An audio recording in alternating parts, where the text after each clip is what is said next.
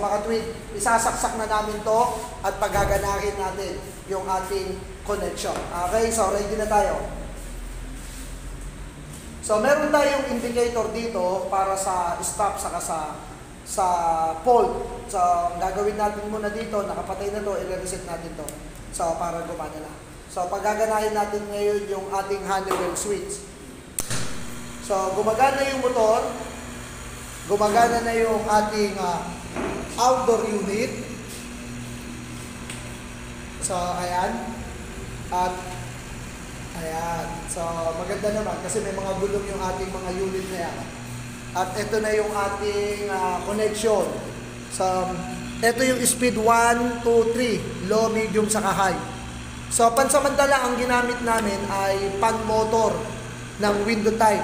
Dahil hindi namin ina-expect na masira yung aming pan motor